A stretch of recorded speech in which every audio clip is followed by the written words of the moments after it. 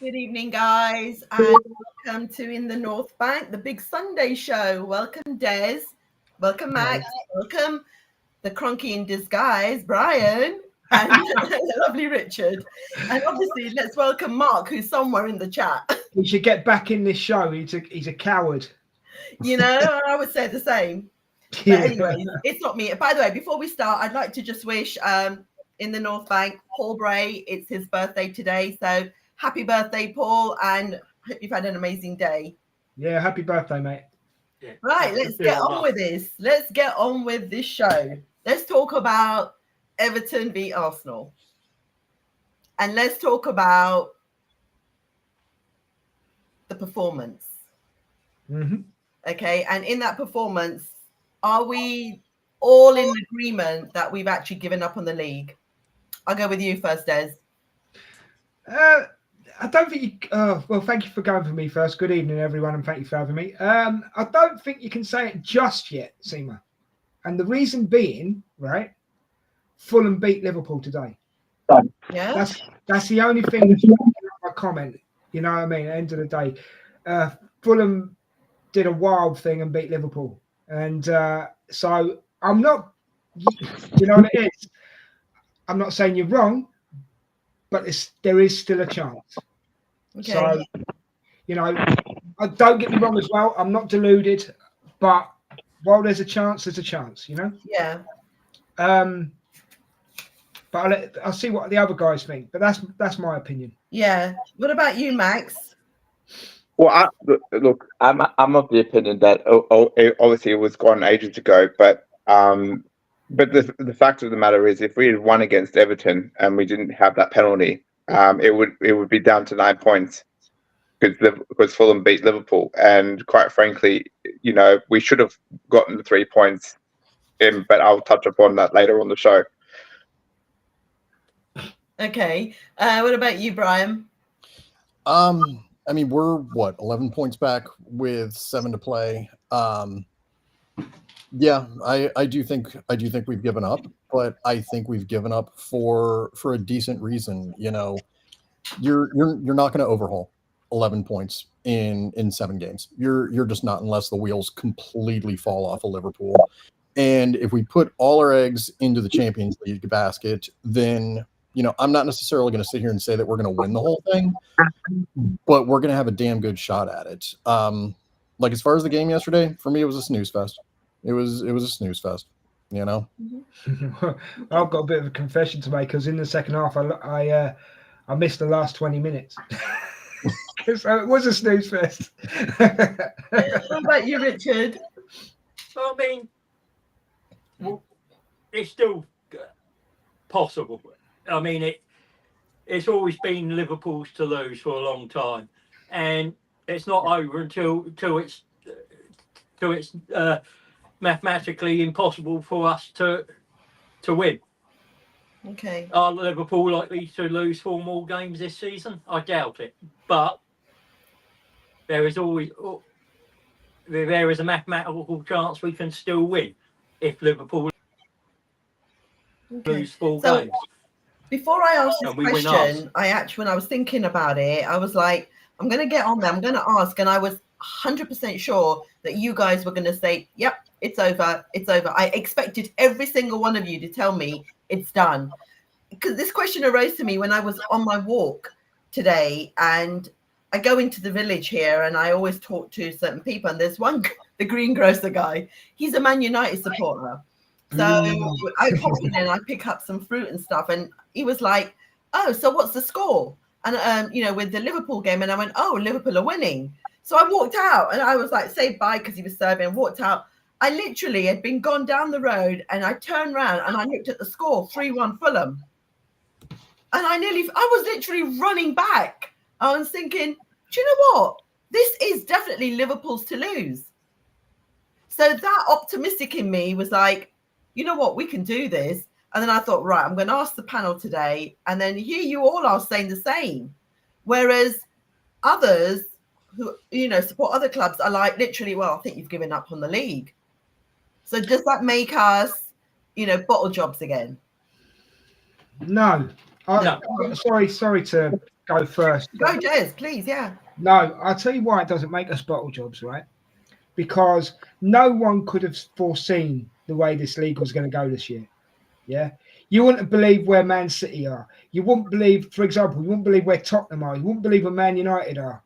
Yeah. The top 6 this season has basically done a 360. Yeah. Yeah. You wouldn't have believed that Liverpool would be 12 points ahead. Yeah. Under the new management. Yeah. Don't get me wrong. I thought they'd have a good start, but new manager bounce. Usually it starts well, and then you might lose a few, and then you start again. Do you know what I mean? But he's fair play to Slot, But the way I see it is this. Okay, we've experimented too much this season because of injuries, and I know people say, "Yo, you always use injuries as an excuse," but genuinely, this season we've got a non-existent back four now, nearly. Do you know what I mean? Yeah. So for me, injuries have affected Arsenal this season, and he's had to experiment too much. Yeah. And to be quite honest with you, I want to make one quick point before we start talking about the game. Yeah. For example, to me yesterday, he had one eye on the Real Madrid game. Yeah. And he was experimenting yesterday with that initial lineup. Yeah. So please tell me why we are not playing Chido Obi Martin, when that kid has scored, is it 24 goals in 7 matches? Yeah. What if you're experiment? I don't care that he's 17, because at the end of the day, right? You're giving Ethan and Skelly, right? Yeah. Who are respectively 18 and 19, aren't they? Right? You're giving them a go. If this lad's scoring 20 odd goals in 7 games, that yesterday was the game where you could have experimented with him. Yeah. Do you know what I mean? And Gower was on the bench. I don't even know where Gower plays, to be honest with you. Yeah. So to me, I would have let Martin have a run yesterday. Yeah. If you're going to experiment, but yeah, that's just my opinion on that one as well. What's your comeback on that, Brian? So yeah, like throw somebody out. I mean, if they're good enough, they're old enough, right? But he's been playing. What's he been playing? Like the U21s, or like what's his level? I don't remember. 18s, under 18s. Under 18s. So, I mean, it's a big step coming up. Trying to be somebody up front. It's a big step. Like I don't think it's going to cross over like that. But at the end of the day, what do you have to lose? Okay, so we draw against Everton. Can I respectfully disagree, Brian, before you carry on? And I'll just make one quick point. Sure. He's actually been training with the first squad. He went to Dubai, didn't he, as well? He went to Dubai as well, mate. Okay. So I'm not trying to put you off track, by the way. I'm just saying that he has actually, he's been training with the first squad. So I think he could have had a go, mate. But please carry on what you were saying. I apologise. I just wanted to bring that up for you. No. And that actually kind of, takes away my point. That does. And I'm totally okay with that. If he's been training with the first team and, still putting up stuff like that, sure, give him a shot. What about you, Max? Unless you're talking about Chibi Obi Martin that went to United, I'm not sure which player you're referring to. But Odeji, I think. Odeji referring. He sits on the bench most of the time, doesn't he? He's there in the squad, but on the bench. Right. But but I mean, I agree with Des on this one. Like, I think yesterday was a prime example to test to see if he was ready or not. But I would be hesitant about changing because of how close we are to Liverpool in terms of what we were just discussing as well. So, and we needed to win. So I was perfectly happy with beforehand going with the same lineup as we've done for the last couple of games, which is with Marino up front, and just having Saka and Martinelli as the 2 wingers, and for me, like where I stand on it, like personally for me, like I think the league is so close at the moment, right? And I don't want to be tossing away points where we could potentially win the game by playing the full team. That's where I'm at. So, yeah, that's kind of where I'm at now. So, but then that kind of goes back to the thing we were talking about with, have we given up the league versus have we not? And if you kind of think about it, Marino's done really, really well for us as the number 9. Like, nobody thought that was going to happen. Yeah. And if you're gonna put this kid up there, in a league match, and you don't know what he's gonna do, then you are kind of experimenting and you're basically giving up on the game. And you put your strongest lineup, out there for the Champions League. Like, I guarantee it's gonna be, Martinelli, Marino, and Saka on the front 3. That's our strongest lineup. What about you, Richard? Sorry, go on. No, go on, Richard. I just on that, Brian. Yeah, I would have been happy if Adeji got like 20-30 minutes. But just to clarify, I would have happy if he got 20 or 30 minutes, but like not the full game. That's what I'm trying to say. Like, that's just to clarify. That makes sense. Yeah, no, I mean, you've got to get. If he's ready, Arteta would have given him his chance. Obviously, in training, he's not, and from what he's seen so far, he's not convinced he's ready. But yesterday's he's in a difficult position. You've got to put the squad out there, haven't you, to win the game. But you've also got to protect the big game players for Tuesday, because that's the most realistic chance of a trophy. Well, let me ask this, and I'm so sorry for jumping in. So, we may talk about it in a little bit, but like, Tierney had himself a game yesterday. Like Tierney was absolutely outstanding coming off the left.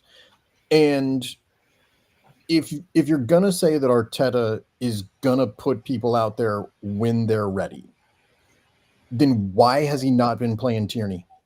Yeah. Like yes, we love MLS. Like MLS is great, but we are seeing more often than not over the past few games, when Tierney has gotten those opportunities, he's been a lot more dangerous off the left side, and so that kind of. No, I don't think Arteta necessarily would put somebody out if they're ready, or he would have an incorrect assumption, I guess, about whether or not somebody's ready. I mean, obviously, we're not on the sidelines. I get it. We're a lot more from the situation. Well, but I don't necessarily think that's the case. So here's the other thing. Do you think that maybe in the back of Arteta's mind, he had the fact that we can't lose this game? So if I bring on, Obi just for 15, 20 minutes, what if he can't cope? What if we do lose? And then we go back to 12, 13 points behind Liverpool? Do you think that could have been on the back of his mind? Because that would have been on the back of my mind, right? Drawing was okay, but losing would have been just catastrophic for us. But at the end of the day, though, in the league, if you lose by 1 point or you lose by 13 points, you still lost. Right. Sorry, what were you going to say, Richard? It wasn't. It was me. Sorry. Oh, sorry, Des. Richard, had you finished, mate? Had you actually finished? Yeah, I had actually. Yeah, okay, I'm just double checking. I just feel that players made some good cases yesterday. So I just want to expand on what the guys are saying. The guys, we're talking absolute sense here, right? But you may agree with me, you may not, right? Okay. So for me yesterday, Trossard made a good case for himself. He scored a classic Trossard goal. Yeah. Was a nice goal, actually. With his weak foot, no less. Exactly. And I thought we were a bit flat until we scored, to be quite honest with you. I've got to stick up for Kivior, because Kivior gets a load of... Kivior played a brilliant game yesterday. Yeah. He played an absolutely brilliant game. He got man of the match, I believe, off the telly. Yeah. So he's made a case for himself, right? Okay. But the automatic thing that we're all probably thinking, and correct me if I'm wrong, guys, because I might be, but I think the automatic thing that we're thinking about regarding Tuesday, and I'm sorry to flip-flop from Everton to Tuesday, but I'm just using it as an example. The back four is going to look like this. You're going to have Timber at right back, who again had a good game yesterday, considering we thought he was going to be injured. So did Ben White. I beg your pardon? So did Ben White this? No, he didn't. He made a couple of mistakes, Max. He actually made a couple of mistakes. But I mean, in the first half, though. In the first half, though. Okay, fair enough. That's cool. But I saw him make a couple of mistakes. All right. But I will say this: on Tuesday night, it's going to be in the middle, probably Ben White and Saliba, right? And it's probably going to be Lewis Skelly, at left back. Yeah. But I agree with Brian. Tierney made a case for himself yesterday as well. Yeah. So, what the question I've got for the guys is: do you agree with the back four that I'm saying, or do you think he's going to totally confuse us and do something else? Go on, Richard. I think he'll do something else, but I think it'll be Timber or Tierney as that left centre back with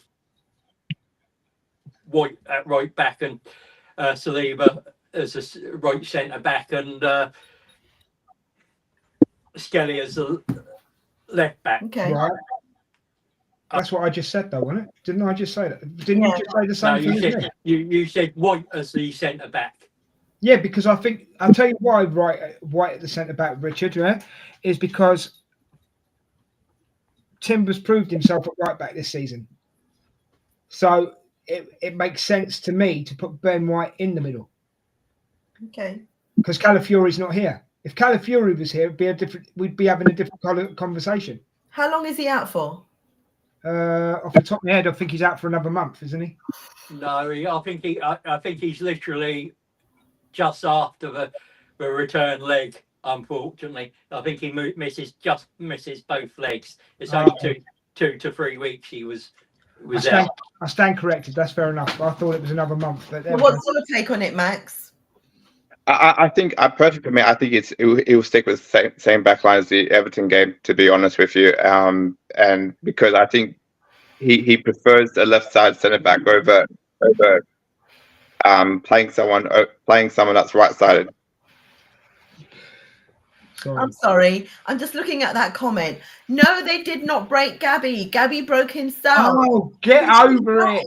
I get over it, mate. He's out for 7 weeks. He's not coming back this season. So get over it, Mark, and just move on. And Kiwior did a brilliant job. And that was one of the questions I was going to ask. So. I'm sorry. I didn't mean to preempt you. No. Go on. So Brian wants to say something quickly.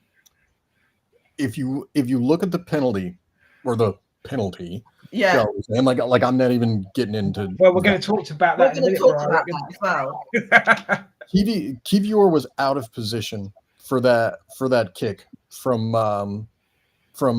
what's his nuts, Pickford. Right. Like you saw the ball go, and Lewis Skelly was on his own against Jack Harrison. But did he not misjudge that bounce? Well, that's the thing. Like Kiwior saw where the ball was going. Yeah. And so he should have tracked over. Like he knew exactly where the ball was going. Ben White, though, Brian. So did Ben White. Ben White messed up as well. But Ben White was playing on the right side. Like it was because it was Skelly and then it was Kiwior. Like they were playing right next to each other. So Kiwior should have seen that. He should have let MLS take the man and then slot it in right behind him. So that way, Lewis Skelly didn't have that pressure on him to try and make that play on the ball because he would have known he had help behind him. See, what I don't understand is why did they take that penalty to be in the box when the whole thing started outside the box? And can I add to that as well, Seema, just to add to what you're saying? Yeah. Skelly was fouled first. Yeah. And Harris went down too easy. Too easy. Even the commentators were saying that was way too easy. It was almost like they were looking for a penalty. They weren't going to get a goal any other way, right? Yeah, true. Yeah. So yeah, sorry, go on, Max. I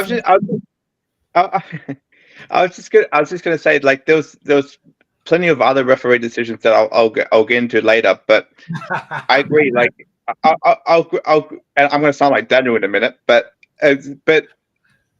the thing is, like with the thing, right? Because when I was watching it back, right, and the foul started out the box. My first thought at first was they've given a foul outside the box, right? I didn't realize afterwards that they gave a penalty. I'm like, sorry, and then I had to go and watch it back, and I was like, nah, that's incredibly soft, and for me, it wasn't a penalty. For me, it wasn't a penalty. This is not just me having an Arsenal bias or Arsenal hat on for a minute. It wasn't a penalty, right? I say when stuff penalty, like straight up, right? And I'm very like sort of defended of the referees because I know how hard the job is, right? But that wasn't a penalty, right? And you know, obviously, you know, can we touch upon David Raya like not saving a penalty because like his positioning was awful, like because I think he was too far towards the left-hand side and like he dived the wrong way before the guy took the penalty. Yeah, and he made that step while the guy was still running up.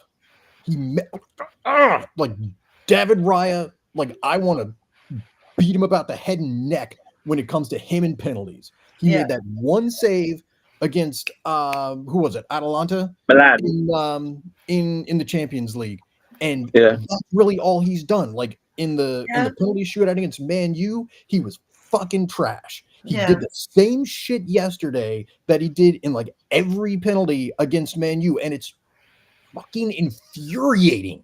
Rambo and that free kick, right, and that free kick against Bruno, like he was so far out of his position, right, that he was more towards the left.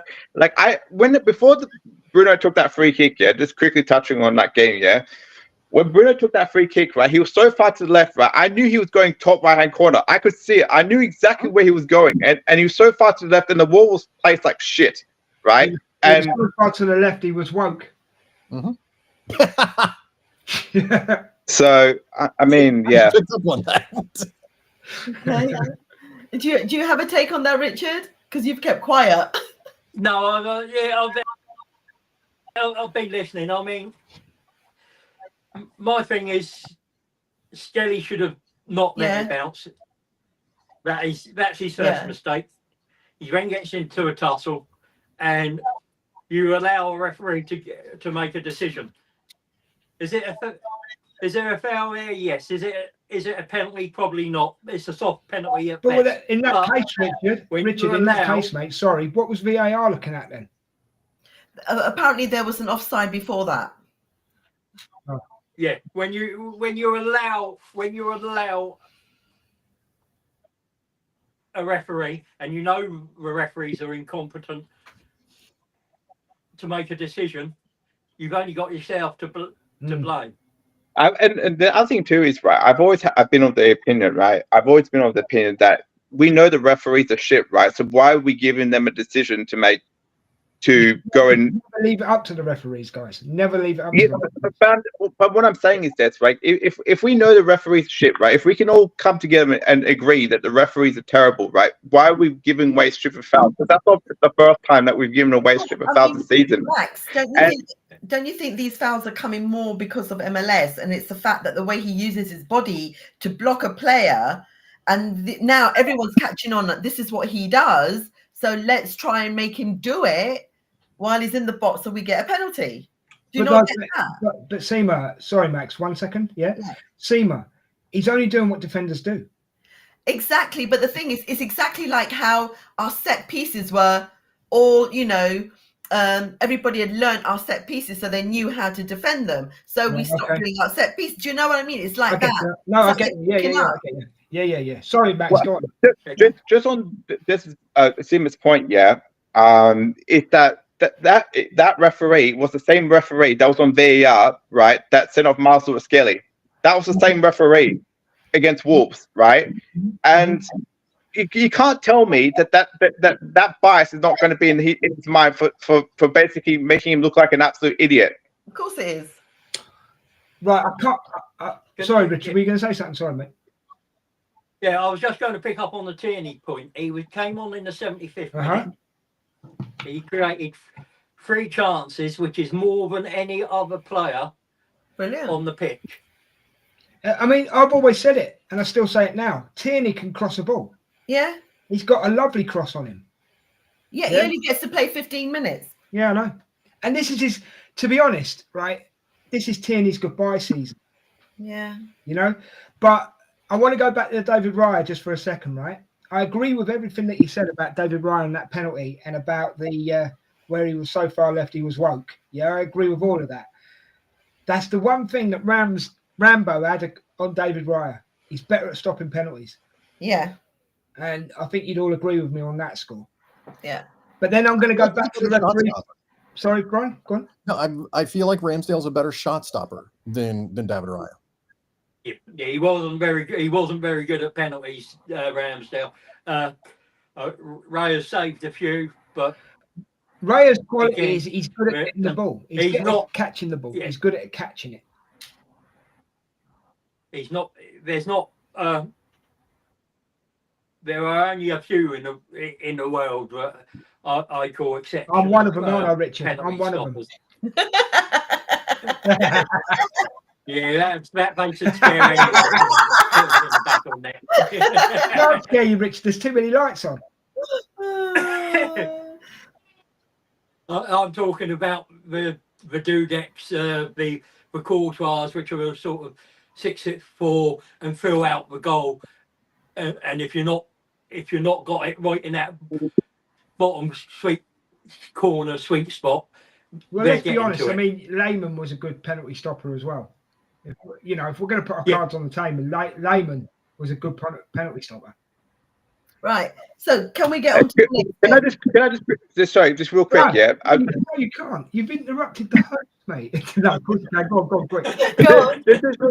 on the Ramsdale thing, yeah, like that free kick against that Bruno took, right, was in a similar position to the one that Ramsdale saved against Maddison, if you remember, right, and he saved it, right, because he stood in the middle of the goal, right, he stood in the middle of the goal, and he had enough time to get over to the left-hand side to go and save it in the top-hand corner, right, whereas David Raya was so far to the left or the right, I think, because if you look at, because you're looking from that position, right, he's too far to the right to go and save it, that the wall was positioned that Bruno could just bend it over the wall and then basically get into the corner.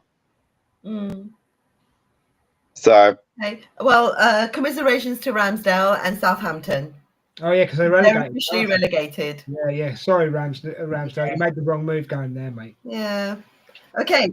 So my other question. There's a few players there that'll be up. Sorry, Richard.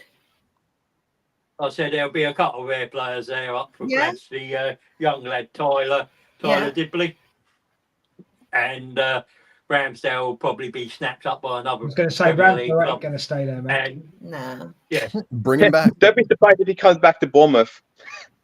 Bring him back to. I'd say bring him back to Arsenal. Bring him back to Arsenal. Yeah. Yeah.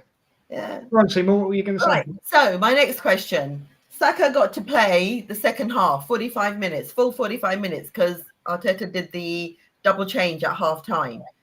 How do you think Saka fared? Because to me, I don't think he played well. So over to you, Denders. Oh, thanks. I don't mind letting. I'm looking at it as you go along. So okay, you want to do it that way? That's cool. I don't mind if you say someone else. That's fine. But I will, because you've said it this time. I'll do it. What are my thoughts on Saka? Where was the spark of inspiration yesterday? There was no spark of inspiration in our team yesterday. The passing was good, but it was very flat.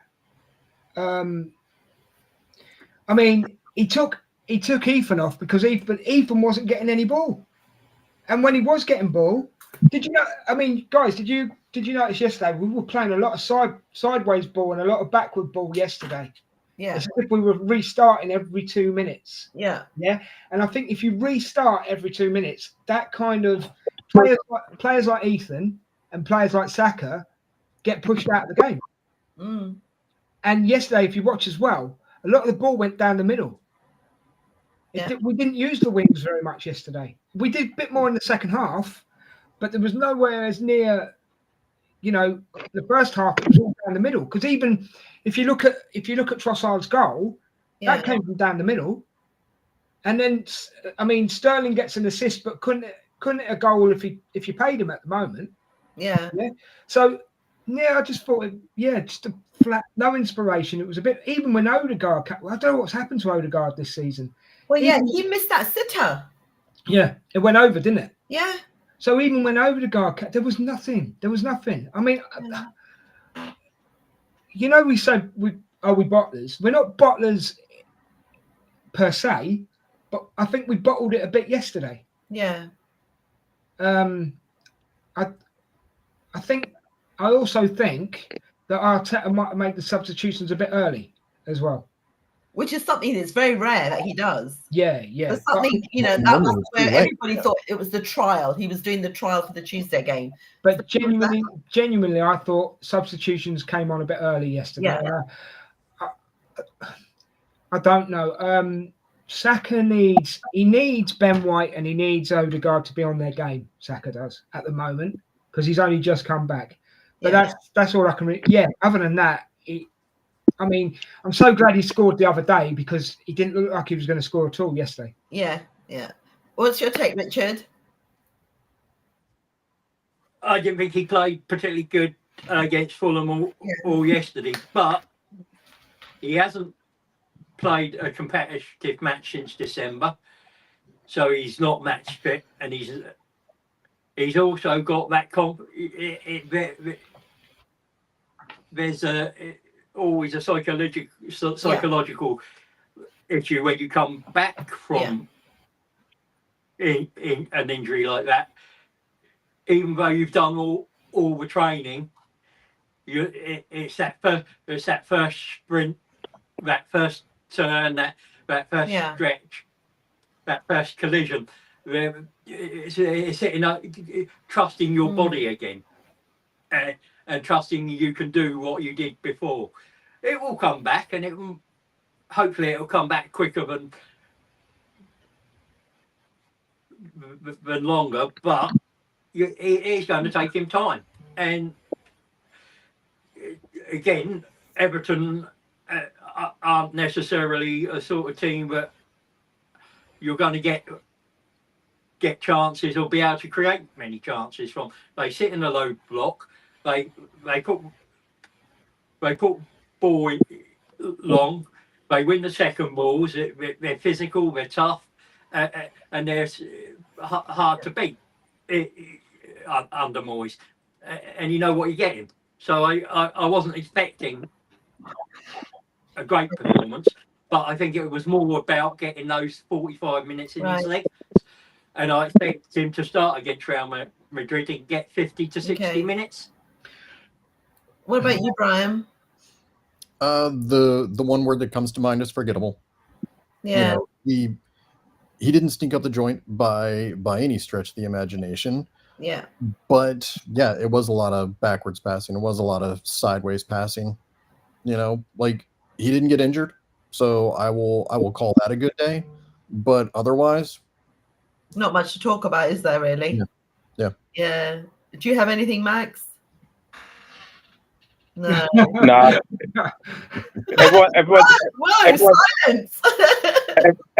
Everyone's pretty much said everything, to be honest. I think Saka's performance is one of those performances that you just go, cool, and you just move on, and it's one of those, like, wasn't very noticeable, and we just move on to the next point, I mean, I thought we had El Neni in the midfield at one point yesterday because he used to do a lot of sideways ball and knocking it backwards. Yeah. And to me, that's old Arsenal. Yeah, I've got one other point. Who else in that squad is going to step up other than Saka at the moment? Okay, anyone? And that's the issue. It is all on Saka or on Ranieri or Marino, isn't it? It's not. Well, no, I don't. That responsibility isn't being. Well, no, I don't necessarily. They're not taking that responsibility. It's all right. Go on, Brian. No, I don't necessarily think that's true because Martinelli has had he had himself a game against Fulham. When he came on yesterday, he was immediately effective, immediately. And I think that he could/would try and step up. I don't think that anybody's sitting back. I think if anybody thinks that Saka is putting the pressure on himself, then it's probably Saka himself. We can see what everybody can do, and especially Martinelli has been stepping up and doing what he can. Yeah, but Martinelli's got a fault, Brian. I'll be honest, right? I don't know if it's just this season or if I've just noticed it more this season. Why is he doing that? Take on one more defender and then cross the ball. Yeah. That's why is he taking on that?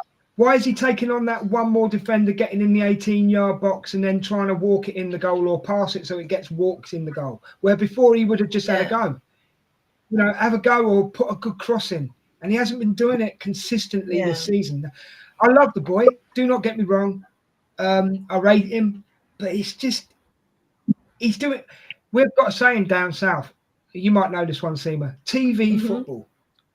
What I mean by TV football, too many step overs, too many little juggles. Yeah, go that extra 5 yards when you don't need to. Just cross it into that 18-yard box and get someone on the end of it. This is what you just said just reminds me of another player that I'm going to go into, Odegaard.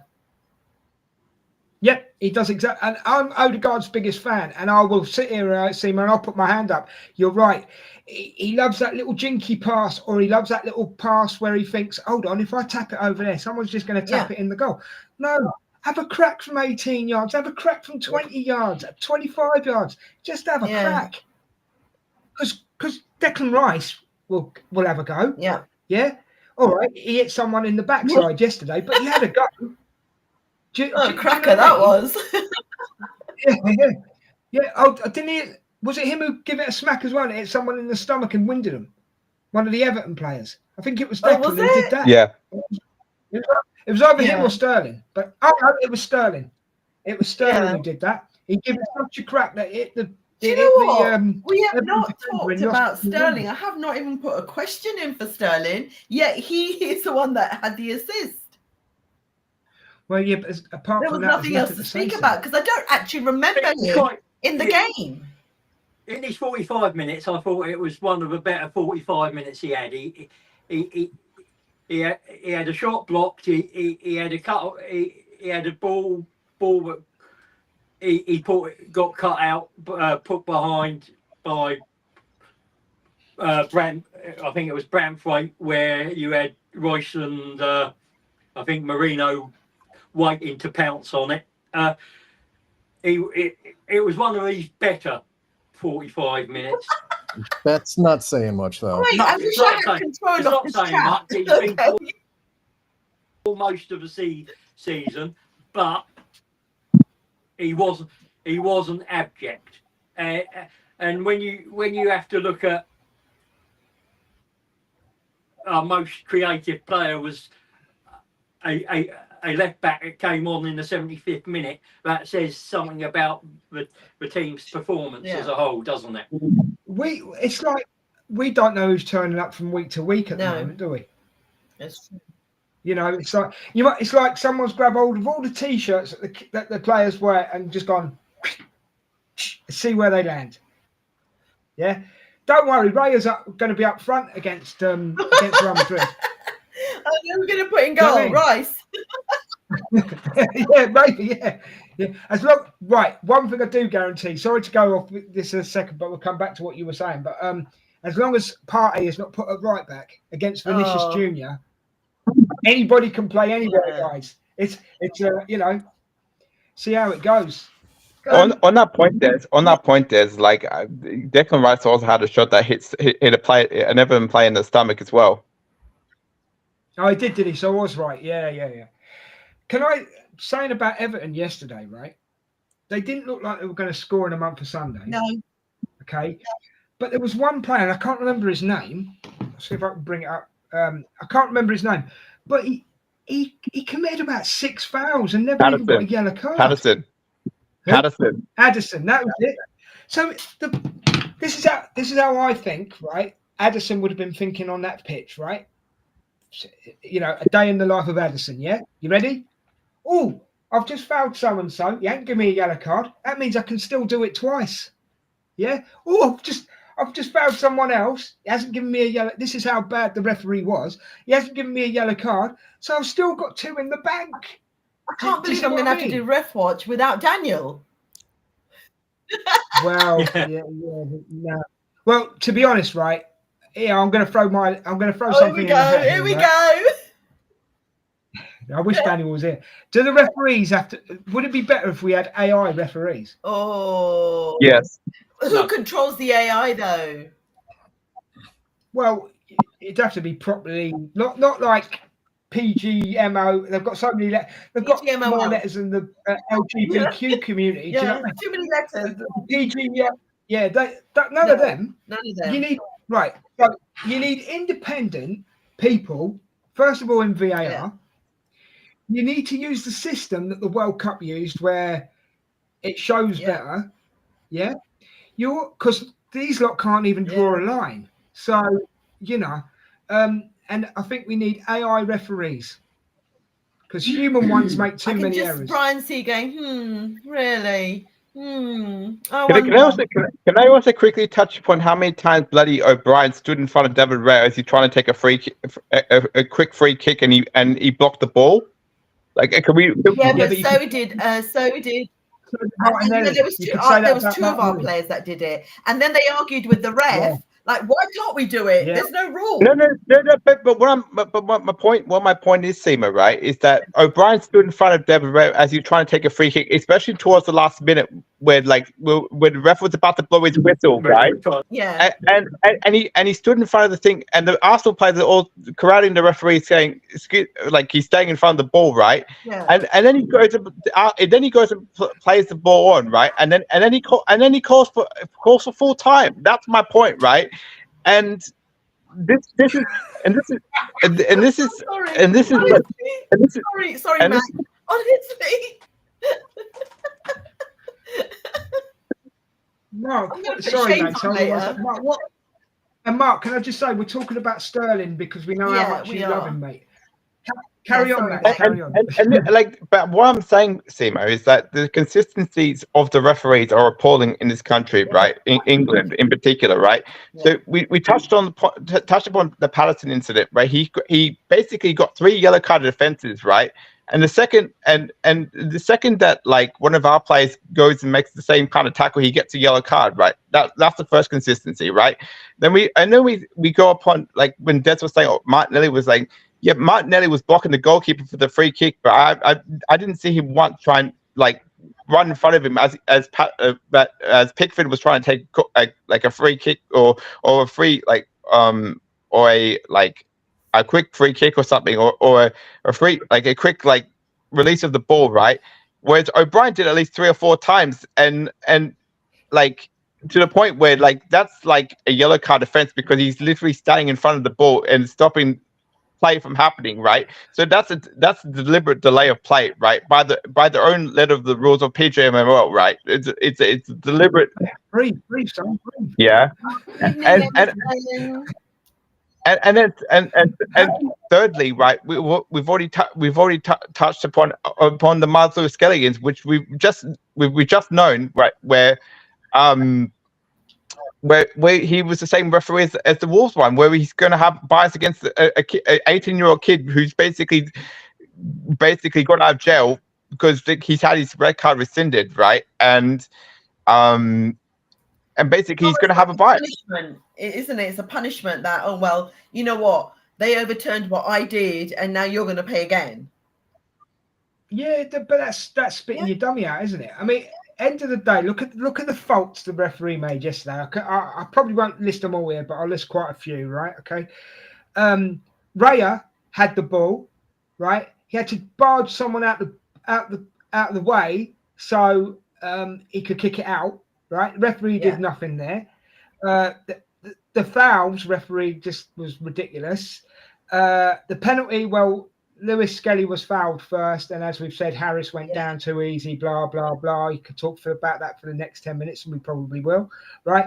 You've got the ridiculous thing about Trossard at the end, where he kicked out because he was going for the ball, and then the referee blew for full time, and then blew again for a free kick. Yeah? Do you want me to go on? Because I tell you what, the list is as long as you're on. I've got one you probably haven't got, but you carry on. Richard, add it on, mate. Add it on. I'm just using them as examples, mate. I was looking at the Trossard a chance where he tried to poke it through Pickford's leg.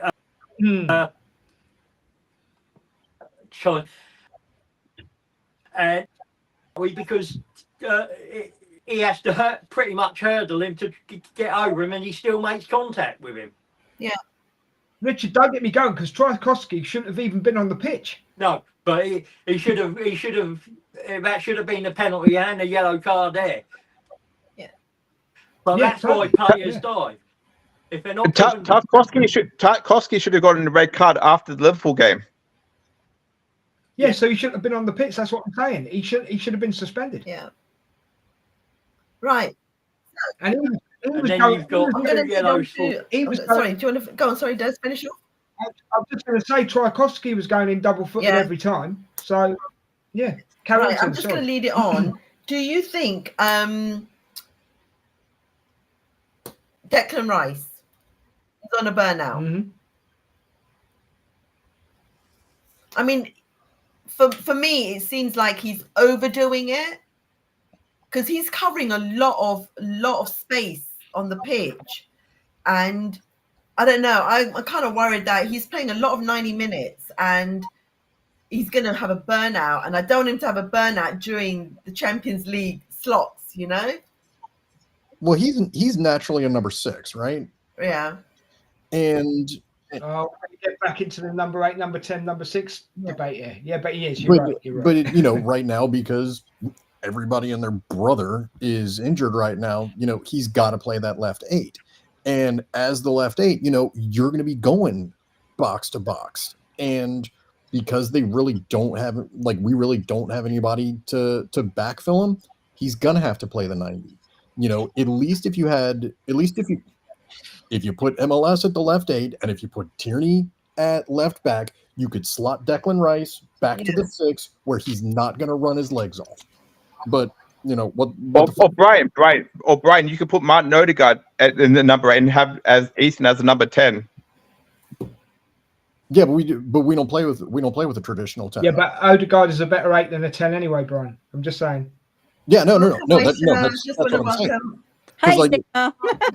Because we play with the single pivot with the 2 8s. You have Odegaard at the right 8. You have you put MLS at the left 8. That's how you do it right there, because we're all saying that as good as a left back as MLS is, he's better in the midfield. So why the fuck don't we do that? You know what? I'm gonna call my dad. I'm gonna tell him to tell Arteta to put Tierney in at the left back and MLS in at the left 8. I'll let you know. Why do you think they don't do that? There's no point telling your dad, mate, because your dad doesn't care. Your dad doesn't care about the football. You might as well tell. I'm gonna ask the uncle now, Richard. Uncle, can you tell us why they don't do that? Because Arteta at the moment has a place in the side for Skelly. He's not willing, either due to the other players in the squad, to try that out.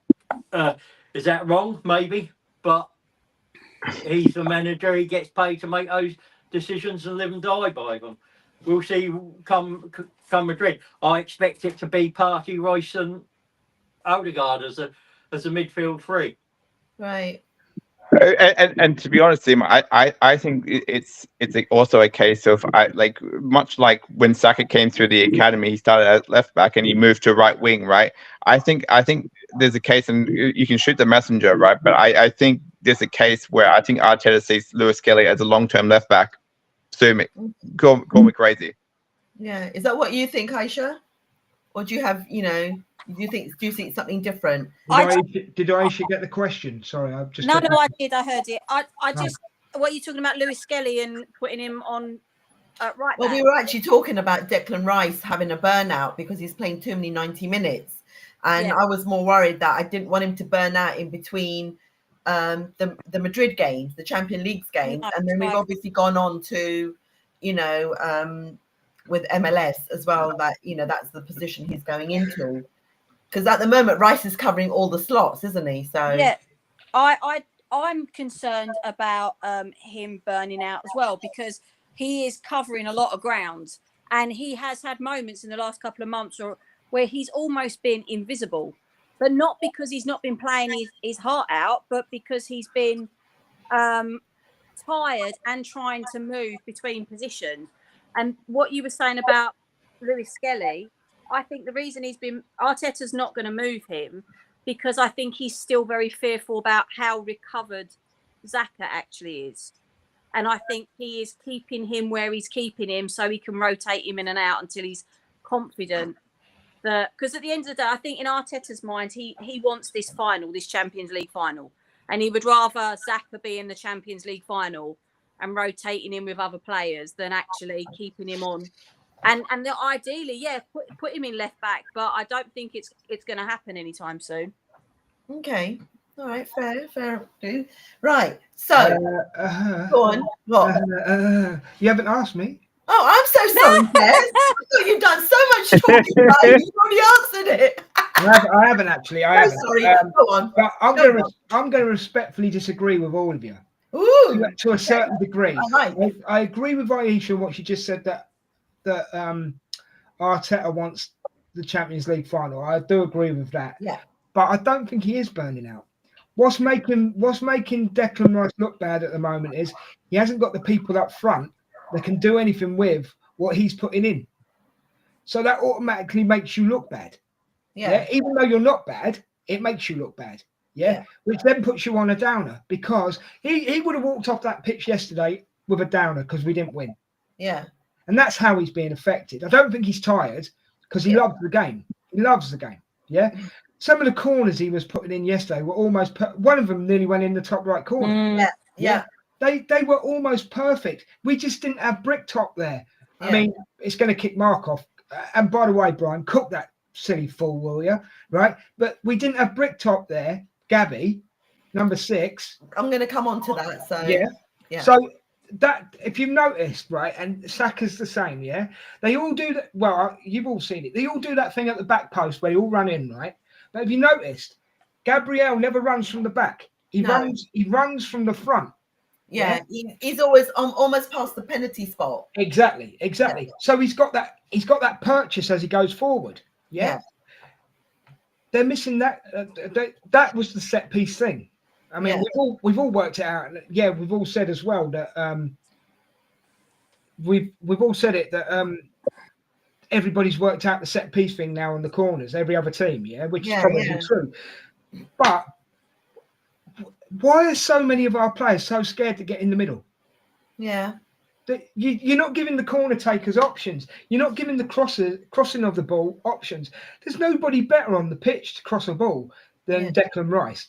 Yeah. There's people as good as him, like Odegaard, Declan Rice, Martinelli when he hits a good one, and Tierney as examples. But if he's putting it in there, at least have someone in there to have a go. And that's what we're missing. Yeah. Let me ask this. Let me ask this. When we're looking at it tactically, right? If you're putting the ball, on the penalty spot, as close as you can there, you're basically looking for a headed goal, right? 9 times out of 10, yeah. So aside from Big Gabby, aside from Saliba, aside from Declan Rice, who do we have that really has any height that can do anything? Marino. Marino, 6'1", 6'2" center backs. Richard's right. Marino, all right. Not now, but Marino Timber's not quite the size, but he's got a good leap on him. Who does? Ben White's got a good Marino head on him. He's not quite 6 foot. I think he's about 5'10", isn't he? Calafiori. Saliba's not playing. Kai Havertz isn't playing. Saliba's tall. Yeah. But what you got, but that's what I'm saying. What you've got to remember is against Everton, you had Branthwaite 6'3". Yeah. Tchaikovsky 6'5", I believe. Yeah. They're all 6 foot. They had half a dozen 6 foot plus players in there. And that's my point. Like that's my point. The point I'm trying to make, though, guys. Sorry, Brian. The point I'm trying to make, is that Declan will play as long as the day is. Yeah, he will. And I know it's easy to say burnout, and I know Mark has said he's close to a hamstring injury, but then you could say that about the whole Arsenal team because everyone seems to be getting one. I'll come back onto that hamstring one in a minute. Well, can we also quickly touch upon why Saka's been taken off corners? I don't know. I can't give you an answer, to be honest. Because like when he came on, right? When we were doing well on corners, right? Saka was taking them from the left hand side, and Declan Rice was taking them from the right hand side. We had two overlapping corners, and since obviously Saka's got an injury, I understand why he's not taking back. He's come back, and as soon as he came on the field during the Fulham one and also the Everton one. There was plenty of opportunities for Saka to go back on the corners, and we haven't put him back on there. He's been in the middle of the field. I didn't even think we had any corners on that side. No, I didn't think we did yesterday. Did we? No, not in the second half. We had 4 attempts. Ethan took them. Yeah, but we had 4 attempts when Saka came back on the pitch.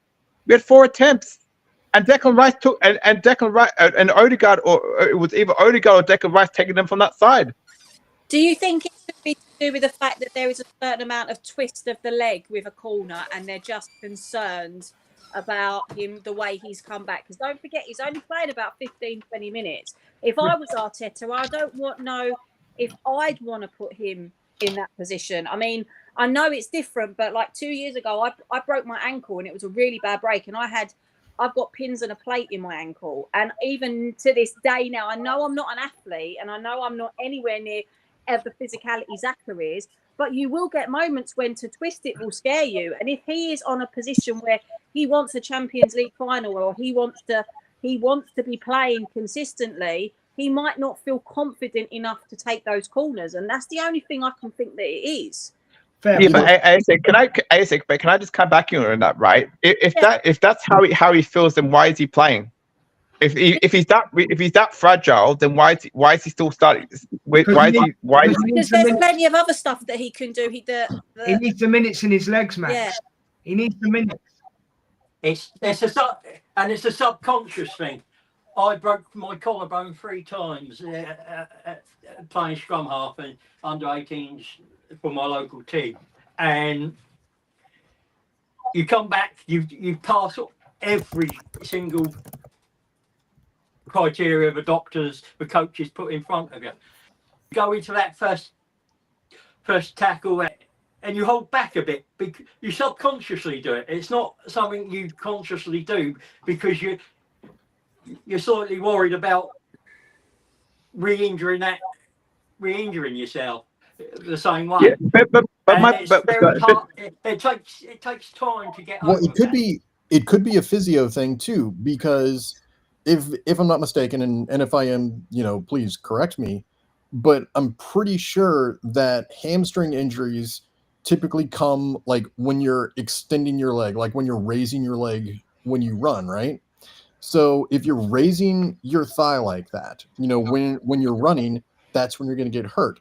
When you're kicking the ball, like you're bringing your thigh up, and so maybe like they want to protect. Maybe they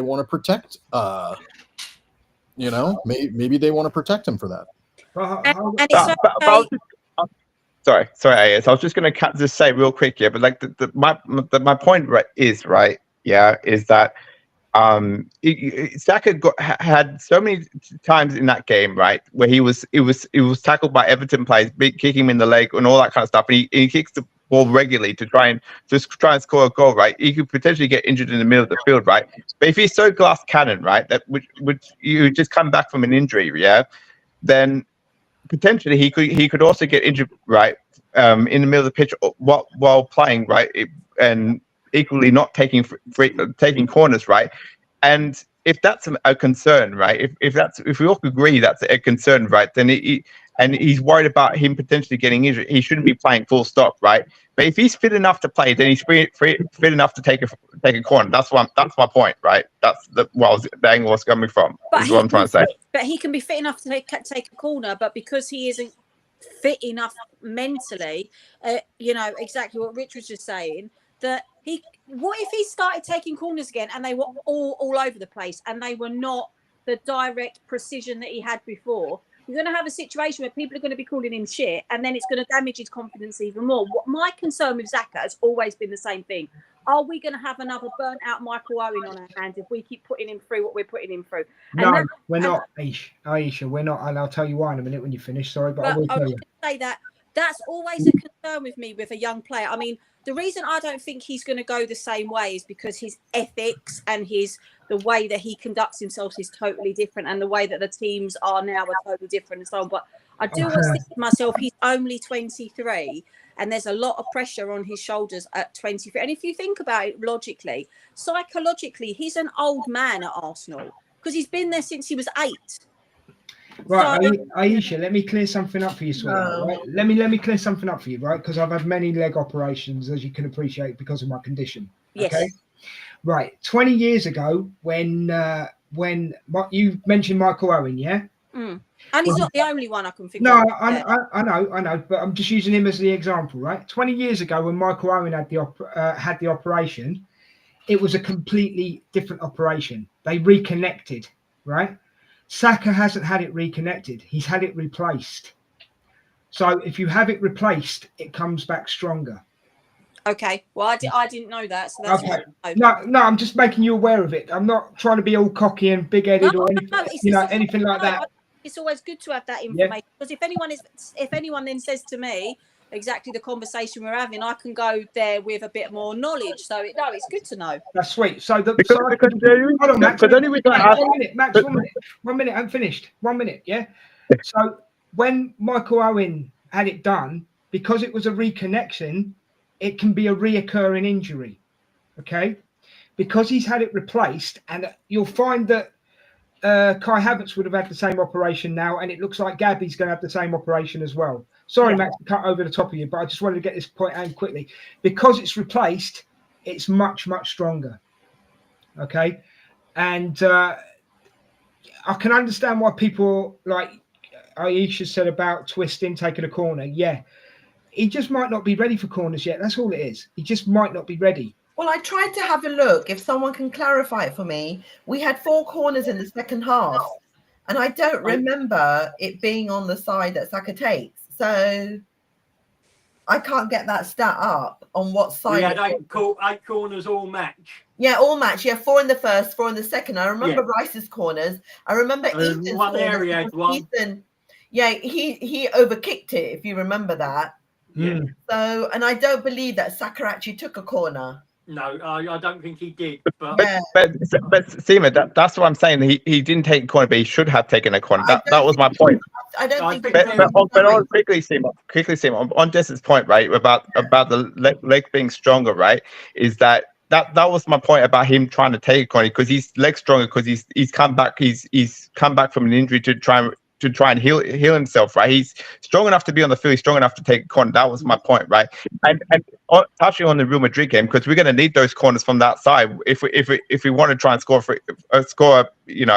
potentially a header from that box, because he's good at corners when we're doing so well. That was the point of the angle I was trying to get from. At that point too, Martin Odegaard came on. He's the captain. He then says, "Well, actually, don't take the corner. So and so take the corner." They might be saving him for Tuesday. They might be saving him for Tuesday. It might be that Arteta's not taking that risk. Yeah. Plain and simple. They're not willing to take that risk. Yeah. Go on, Des. I was just going to say, could someone please give Mark a flipping tissue? Well, I'm going to now talk about a certain point, and it's not because of this Mark business, because Mark needs to just shut up and get on with it and just come to terms that Gabby's injured. He's injured himself. Actually, Seema, he needs to grow a pair. Sorry? He needs to grow a pair. Exactly. And Arsenal did not injure him. And it's not because he played so much that he got the injury. It's bloody football. It happens. So Mark, move on. Because right now, what I'm going to question. Sorry? Yeah. Can I say something? Before I ask the question. There is an article out. I think it's Football London or somewhere similar. Earlier in the season, Gabriel had a grade 1 tear in his hamstring. Yeah. Now, they didn't play him, and he wanted to play three or four days later, and they had an argument, and they refused, and they kept it to 9 days, which was and it had healed sufficiently, and he kept fighting at every point up to that point to play, and they said no, we're not taking that risk, and he came back fully fit, and he was fully fit the other day, and he got injured. It can happen. It's just pure. Sometimes it's pure misfortune. You can. I mean, look at Havertz. That sort of injury you're not expecting in somewhere like Dubai, nice warm weather. So guys, would you like to put your hands up if you want Mark to grow a pair? I know you can't see it right now, guys. I know you can't see it right now, but my hands are actually up right now. I'm putting both up. What about you, Aisha? I can't put. Listen, I can't get anything in the air at the moment. I'm scared of putting anything in the air in case I go into labour. So we'll just leave me out that one. So my question, I'll be honest, just really quickly before you move on. Look, the end of the day, if a player is worth their salt, they can't be broken. And Gabby, at the end of the day, is a player worth his salt when he's not going to be broken. He will be back. Yeah. There will be no look. The bottom line is, we all know this is true. When we had the invincible side, Wenger did very similar to what Arteta's doing now, where he was petrified to rotate players because he had this squad, right? And we saw players like Vieira knackered. We saw Henry knackered. All these players were knackered, and they played to them having an injury. And we saw it happen. And unfortunately, it seems to be something that is in the Arsenal way of playing these players till they get knackered. And I don't think that you're going to find that this is going to destroy Gabby. I think that it was a horrible timing for it to happen. And I don't know about anyone else, but every time one of our players just goes down now, rather than me going, oh, get back up, whatever, I'm thinking, oh, shit, what number is this injury now? You know? Yeah.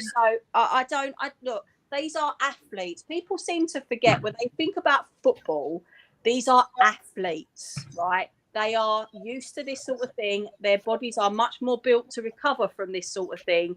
We will see him sooner than you think. So I don't think he's broken.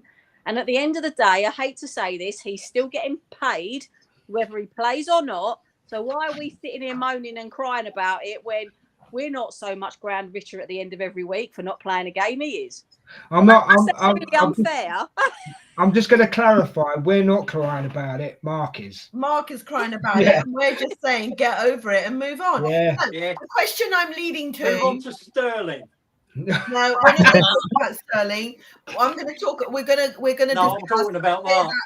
We're going to discuss the player that hasn't been given a lot of credit, Kiwior, and he was given credit yesterday for being the player of the match. Fair play.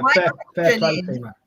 Did he step into Big Gabby's shoes, and did he own it?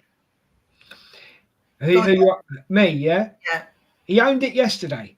Yeah. So he gets credit for yesterday. Okay. Yeah? Real Madrid, different story. Yeah. But saying that, if Arteta put my teeth back in, if Arteta does play him on Tuesday, well, you're in the shop window. Do you know what I mean? It's your time to shine. Yeah. Take something from the star boy. Take something from Ethan. Take something from anybody on the pitch that inspires you. Yeah. And have the bet. Kiwior, if you're picked on Tuesday, I'll put it like this, and then the guys can have their say, right? If you're picked on Tuesday, play like it's the best game of your life. Yeah?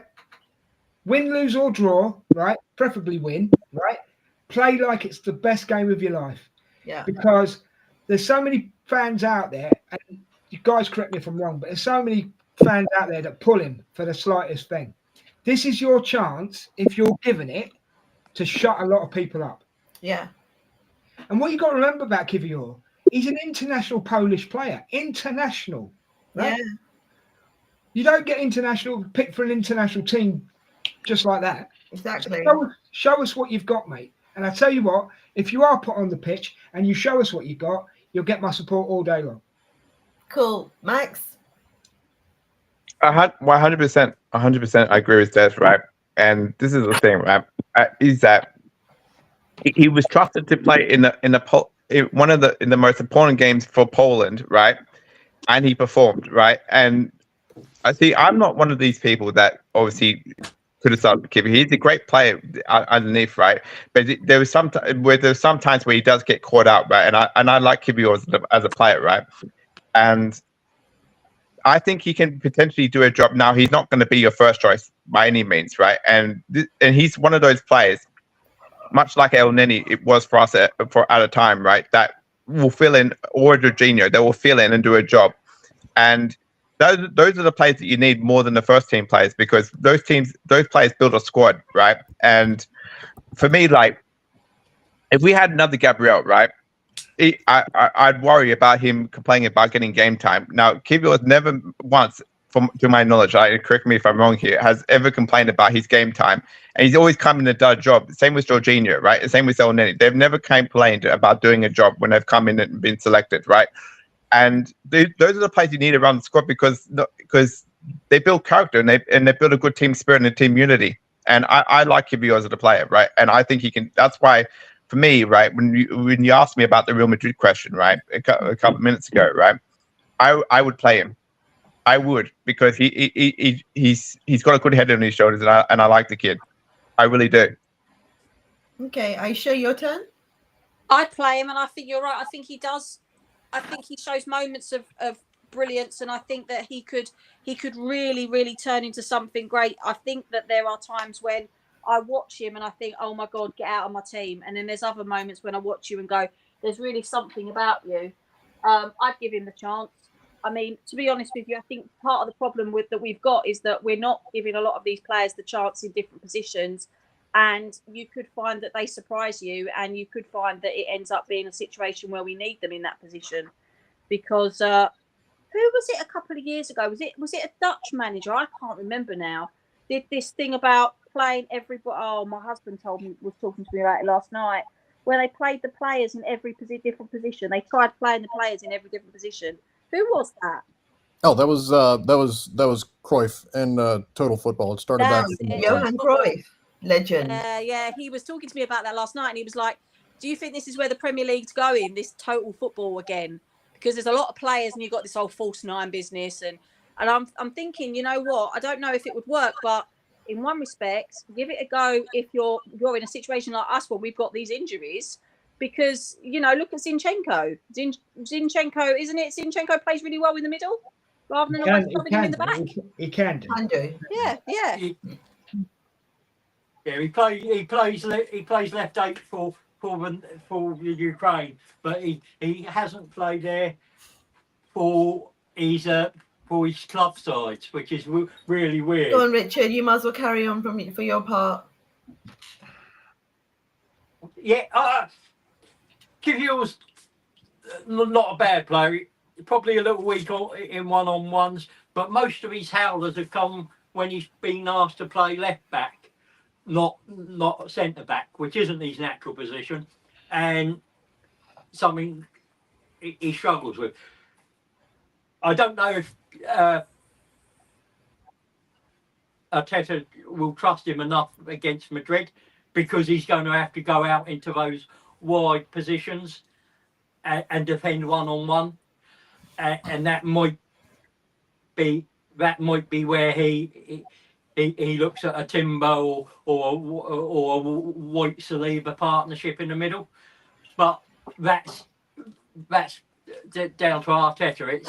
I don't see there a reason not to give him a chance. But if you're wanting to win the best leagues, you put what you think is your best combinations out on the pitch on the night, don't you? So we'll know about 6:45. I'm just real quick on Ace's point, right? I think Kivior is the type of player it's a very Marmite player. Like either you like him or you hate him. Like I think he's one of those players that you can either make your mind up whether you like him or you don't, right? Because as Ace said, right, there's moments where he's really, really good, and there's also moments where you're like, oh crap, Kivior's on the pitch, and I think one of those, and I think he just needs to cut that bit out of his game, and then I think people wouldn't have so much of a problem with him. And I think personally for me, like, I just don't realistically see Arteta changing the system anytime soon, and that's just one of Arteta's faults. And I think he's played players too many times, not particularly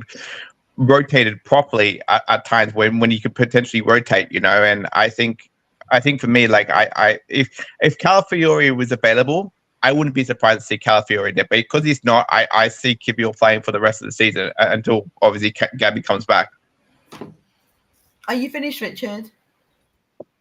Okay, thank you, I Brian. I don't think there's much of a choice in not playing Kivior on Tuesday. He is going to get eaten alive. Absolutely eaten alive. Wow. Absolutely eaten alive. Okay. I mean, this is Kylian fucking Mbappe we're talking about. Yeah. And if you look at Madrid's formation, more often than not this year, they played a 4-4-2, and they've put Mbappe right there between the left back and the left center back. And you've got MLS, and we like MLS. We love him to death. Kivior, he had a good game yesterday, but it was against Everton. I'm not shitting on him at all. But you are talking about arguably the best player in the world. Yeah. he's gonna get eaten alive. He's gonna get eaten alive. Yeah, but you see, MLS was not even, he didn't even flicker against Haaland. He's not going to flicker against Mbappe. Oh, Sheila, stay humble. Stay What humble. though? Good one. Funny. Good one, Des. Thank you. I'm not. Wait, I didn't even hear that. Stay humble. As that conversation was ending there, right? And Seema started there. I knew exactly what she was going to say because that was exactly the words that were on my lips as well. Is that it? All right, fair enough. You're saying about he's coming up against Mbappe, but sometimes with a player, you need to have a David and Goliath moment because there's no fear. You know everyone's going to think you're shit. So why don't you just go out there and if you prove them right, then well done. You've proved them right. If you don't prove them right, but here's. Oh, sorry. Go ahead. Hey, we can have this conversation till the cows come home. We don't really have much choice. We've got to do with what we've got to do. And you know what? I wouldn't, as we was talking about the other day, there's a fighting spirit in this team. And it's all right saying that was only Everton the other day, but Moyes knows how to read that game and he knew how to read us. And I said, all right, I got the score wrong, but I stand by the sentiment I said on Friday night. He would have been watching tape after tape after tape of every single way every single one of our players played. And he would have said to his team, you might not match them for, I don't know, talent or whatever, but you can match them for knowing what their next move's going to be and stopping them doing it.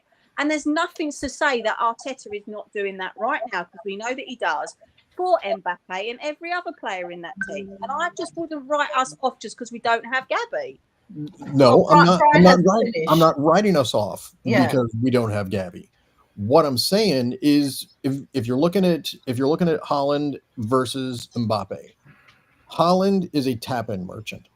Haaland does not create for himself. Haaland thrives on service. That's why we were able to shut him down because he wasn't able to get service. I'll give you that. Mbappe creates on his own.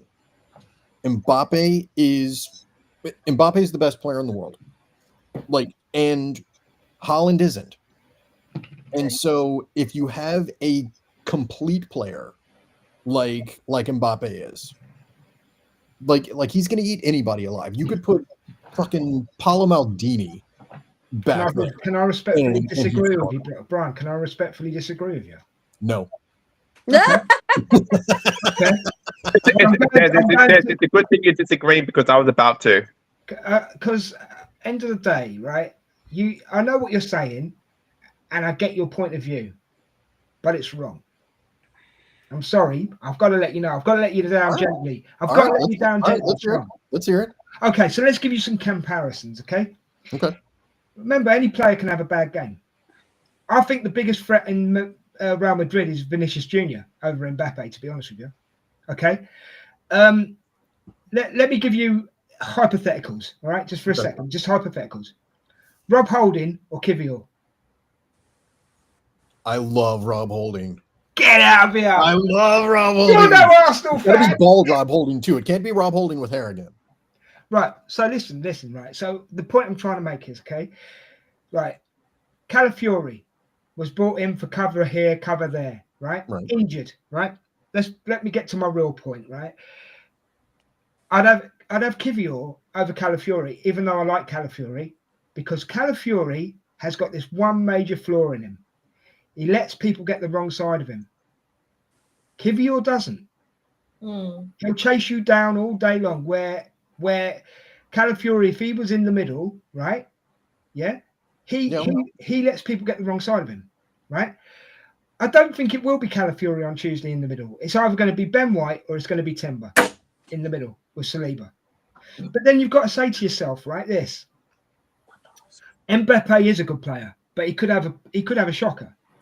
But then Saliba's going to have to be on his game, yeah. And even Saliba's got a mistake in him. And even though, right, everybody in this group, and I know the crazy Scotsman will jump in here, right? Right, Gabby. Don't mention him. Don't trigger me. Let me say my thing first, bro. Mark, this is my show, not yours. Thank you. I've only said 2 words. I'm coming back. Seema, thank you, Seema. If I may carry on to my point, just to cook Brian a bit, right? I'm only joking, Brian. I love you, really. Gabby Magalhaes has been Arsenal's best player for 2 seasons, right? But you know what? As a fan base, we suffer from this, and I've said this in other shows before, and I'm going to say it again. Best defender in the world. Will you shut up for a second, right? I'm going to say it again, right? And I mean this, right? Everybody raves about Saliba, but it's Gabby that puts the work in, right? Yeah. Everybody has raved about. I'm just giving you comparisons, Brian. Yeah, and if you can come back at me if you want, I don't mind at all, right? Everybody's raving about Ethan, right? But Lewis Skelly has put the work in. Yeah. Right. So Saliba is a Rolls Royce. Gabriel is a flipping chieftain tank. Yeah. So the point I'm trying to make, Brian, is at the end of the day, we are not spoilt for choices at the moment on Tuesday. We are not spoilt. You can't think about Mbappe. You can't think about these kind of things. You can only think, how am I going to stop him, and what is the best way to stop him? Do you not agree? No, I do agree with that. I do agree with that thought process, but you know, like we don't have, we don't have 3/4 of our defense that we would. No, we established that earlier, didn't we? We did establish that earlier. Right, but the point I'm making is I know how to stop Mbappe. Yeah. Well, no, because like It's your charity match for me. I've got steel toe caps. I'll break his kneecap for you. He's the dark horse. He's the dark horse that comes out every week. But see, finish what you're saying, Brian. Finish what you're saying. But here's the thing, like, yes, like Big Gabby, totally agree. But we don't have him. We have Kivior. So you have to adapt, Brian. That's the point I'm making. You have to adapt. Right, but that's the point I'm making. Like you're giving Mbappe, bro, you're giving Mbappe too much praise and too much credit. No, because Mbappe. So Mbappe is. I know it's hard to tell. So like, let's say Mbappe is 100, just for easy math. Are we doing FIFA score? Are we doing FIFA scores? No, it's just conceptually. Okay. Mbappe is 100, right? Big Gabby is, let's say, a 90, right? Mbappe is still 100. Kivior is like a 75. And so there's that big disparity there. But it's not a disparity, Brian, as long as you're in the right place at the right time. Yeah. I know what you're saying. I know what you're saying, but do you know what I mean? It's not a disparity. It's not a disparity. It's game plan. Exactly, Seema. Please carry on, Seema. I've said my piece. Can I also take a chance to disagree with Brian as well? When you're done, Brian. One sec, Max. Brian hasn't finished, so like Rob Holding would not be able to do the same things that Big Gabby does. Jakob Kivior cannot do the same things that Big Gabby does. Okay. So yes, you can say put yourself in the right positions, and yes, a lot of it is about technique, a lot of it is about positioning, a lot of it is about understanding the players around you. But you still have to have that technical quality. And Mbappe is going to eat Kivior alive. No, I respectfully disagree, bro. What? Honestly. Can I ask a question, please? Sorry, Aisha, just a sec. I want Max to come in because I stopped Max earlier. So Max, come in. Yeah, so sorry, Brian. I'm going to have to respectfully disagree with you on this one, right? And this is where I'm going to like do a des here, right? Okay, so respectfully, I'm going to disagree, right? Excuse me, do a des. What's doing a des? Carry on. Sorry. So, like Erling Haaland, right? Erling Haaland is one of the best strikers in the Premier League, right? And the reason why he's one of the best strikers in the league, right, is because he relies on service from his midfield, right? And that's one of the similarities that Kylian Mbappe share right now. If we want to stop Kylian Mbappe, we need to stop the supply of service from the likes of Jubilee, likes of whoever the midfield's going to be, right? And which at the start of the show, is probably going to be one of Modric and the two other players on top of that, right? And quite frankly, right, is that if you go back, if you cast your minds back to the World Cup where Saliba was up against. Was up against one of those players, right? What the other team did so well in that team was stopping the supply from those kind of players like that they had in the midfield, right? And when you looked at the likes of Vinicius Junior against I think it was Uruguay, correct me if I'm wrong, in just a couple of games ago, right? They stopped Vinicius Junior and the likes of Rodrigo by cutting off their supply and making them inactive. So, with respectfully, Brian, is that if we have any chance to beat Real Madrid, we need to stop the likes of Vinicius Junior, Rodrigo, and the supply from Jude Bellingham, right? If we can stop those three players, then Kylian Mbappe is not going to be so much of a threat, and we can stick Saliba on him and basically mark him out of the game, which is what we did so well against Erling Haaland when we basically cut off his supply and basically made him inactive.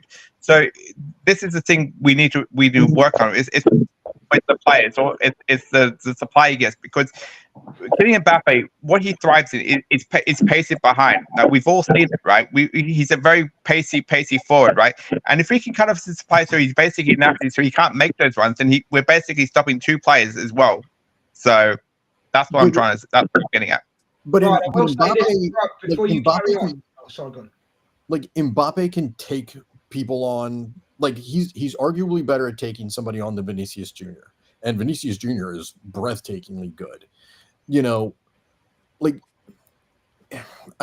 Again, if I'm looking at it, I guess from worst case scenario, where we can't shut down the midfield and they are able to get the ball up to Mbappe.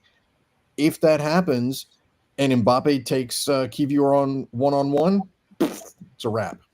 It is absolutely a wrap. You can position yourself however you want. Let's get Aisha on. Yeah, no, cool, but I respectfully disagree, Brian, but we can talk about this later. Go on, Aisha.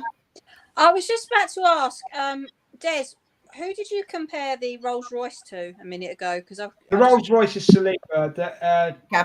Gabby's the tank. Because Gabby's a Bentley. Because I was just thinking about something, you know. I was thinking about the fact that what has a Rolls-Royce engine? A tank. Spitfire. A plane. A Spitfire, a plane, yeah. So if you actually think about it realistically, what we were saying about these players can be regenerated, these players can move in and out. How do you keep a Spitfire in the ground up in the air 80 years later? You give it a Rolls-Royce engine. Yeah. They still run on I get what you're saying. So the for me, the bottom line is you go. That was just a silly point I was making, but you go back to what you were saying. I think we are giving Mbappe. We're giving Mbappe too much airtime with our stream. Yeah, I agree. That's Brian's fault. Because I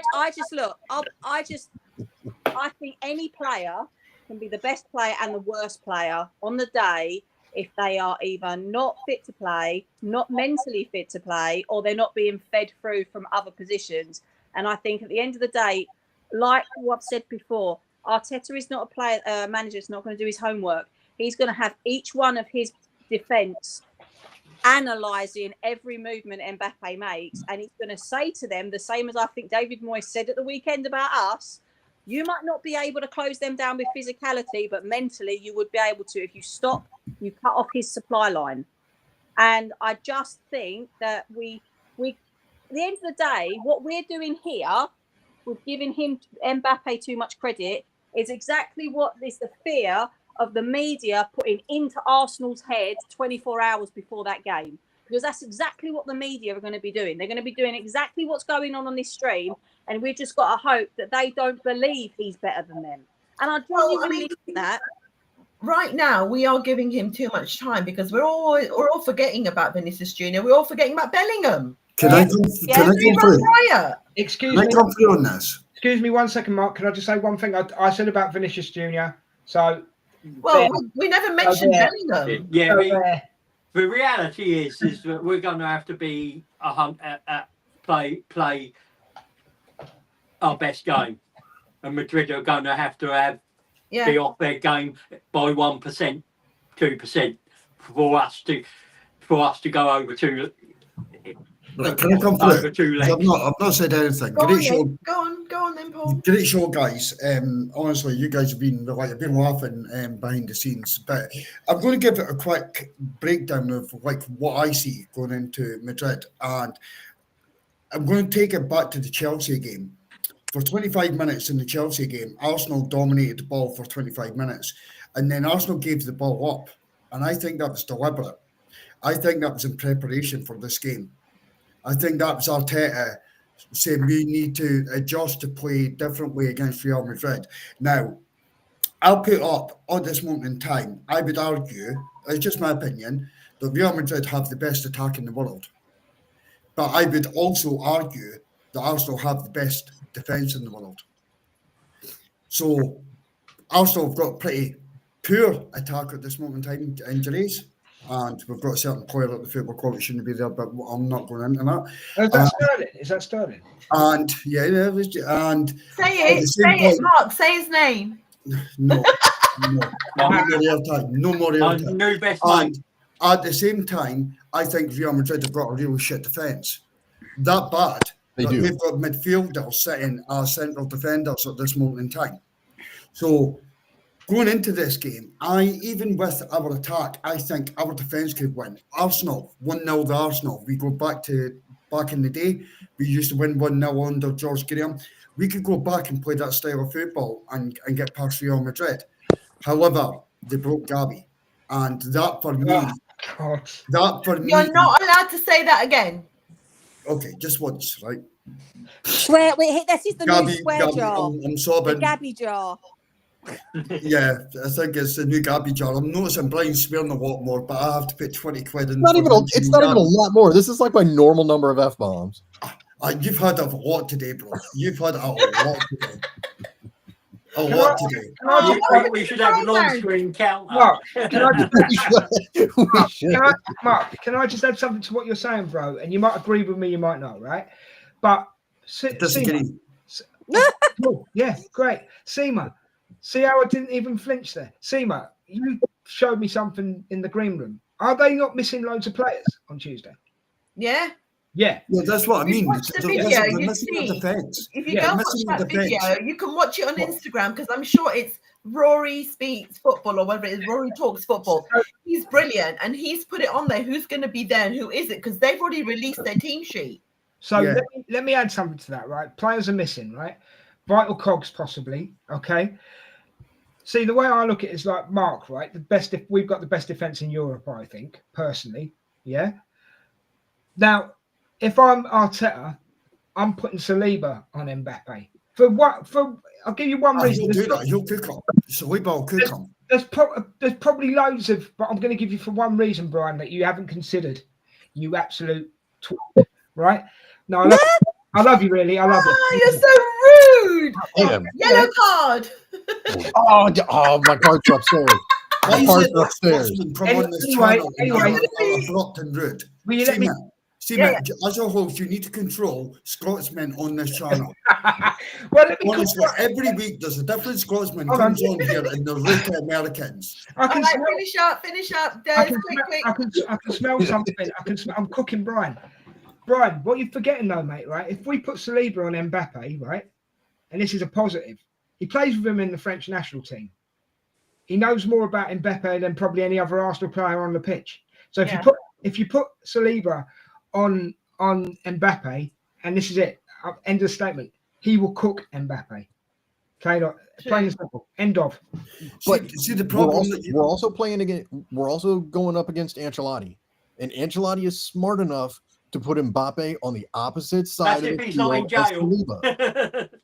Saliba. No, Brian's got a point here, but do you know That's if he's not in jail. Do you know what, Brian's actually got a point here.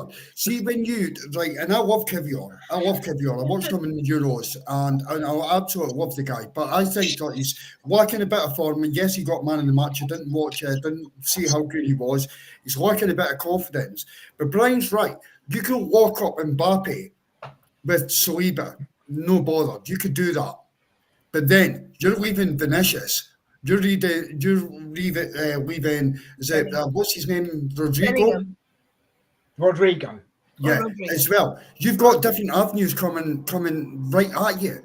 And this is the point where Big Gabby being out is where I suffer, because if he had been there along with Saliba with that confidence, it's nothing against Kivior. I love Kivior. I don't think he's a bad defender. I think that you could have had that. But I also think even with this weak Arsenal attack, we can get at them. And be prepared, guys, for Tuesday. Don't expect Arsenal to dominate the ball and be attacking and Real Madrid to defend the way they do against Man City. I think Arsenal will actually give Madrid the ball, say, come at us, and then we're going to be in this tie when it goes back to Madrid, and we'll see what happens. And I do believe that'll happen. So, but Brian, you're absolutely bang on, and I can't believe I'm ever going to agree with you. But well, I mean, here's the biggest thing that nobody is taking into account for Real Madrid, like their secret weapon that everybody ignores, Dani Ceballos. He's out, and I hate Dani Ceballos, but. By the way, I think you've shut at Arsenal. I love Dani Ceballos. I hate Dani Ceballos. I think he was absolute garbage at Arsenal. And no, he wasn't. He was. We can go way. Can we have Brian kicked off the pod, please? Yeah. he's coming here in false pretenses, disguised as a cronky, right? And said that. God. Exactly. He's not even in the kitchen tonight. We can talk about that offline. Disguised as a cronky, acts like a crank. Can I say something though? Here, let me throw something. Is it the small Scottish cranky? Yeah. You got to think for Jimmy, Brian, can I throw something at you? At 8 o'clock in the morning, American time, yeah? You live in Washington, don't you? Is that right? Yeah. Right. 8 o'clock at Washington this morning when you were getting up with your babies, right? Yeah? It was earlier than that. Okay, well, I'm giving you the benefit of that. Who are lovely, by the way, right? Did you think that Fulham were going to beat Liverpool 3-2? Not even a little bit. Shall I tell you, can I give you a stat? Fulham beat Liverpool 3-2 with 37% of the ball. Right. So could Arsenal not beat Real Madrid with 37% of the vote? Wait, we're going to go for scores in a minute. I'm going to note down the scores. No, like I'm not saying we can't beat Madrid. Like I'm not saying that at all. Like what I'm saying is that if we are going to do so, we need to have a way to shut Mbappe down.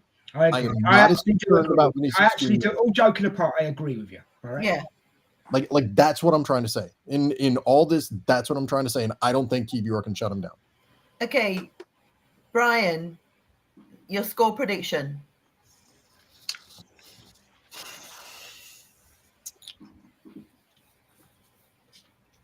One. Okay. This is the home leg, isn't it? This is the home leg. Yeah. Des, yours. Yeah. And this goes up there and then he passes it across there. I think we'll do a PSV. I think 7-1. No, seriously. 2-0 Arsenal. Okay, Max. 2-1 Arsenal. Aisha? I actually think it's going to be a boring game because I think both teams are going to play defensively, but I think it's going to be 1-0 to us. Okay, Mark? Struggling between Aisha and Des, and like the two scores of both came in my head as well. I'm going to side with Des just slightly. I'm going to go 2-0. 2-0. Richard? Oh, God. I actually think it. I agree with Aisha. I had 1-0. I had 1-0 in my down. I think we'll keep it. Because what you think, Richard? We'll look to defend that lead going. Seema, what do you think? I'm going optimistically 3-1 us. Do you know what it all depends on as well? It depends if we play. It depends if we play Odegaard as a number 8 instead of a number 10. Yeah. You're trying to kick me off. The podcast's been going for an hour and 41 minutes, and we're not getting into this discussion. Odegaard is a better number 8 than he is a number 10. No, he's not. No, he's not. He's a better number 23 than the number 10. It's been proven. Yep. All right. Mark, if I say it goes, it goes. Thank you, Sim. Right, no, here. Max, is Odegaard a better 8 or 10? 8. Right. See, Aisha, is Odegaard a better 8 or 10? Do you know what I've said for a really long time that he's got flair that reminds me of Dennis Bergkamp, so I'm going to go number 10. Thank you, Aisha. Right, no, fair. Brian, 8 or 10? Given that he and Saka and White play the triangles all the time, number 8. Thank you. By the way, I just should have started this with, if you don't agree with me, I'll kick your teeth in. But we'll forget that. Through the camera.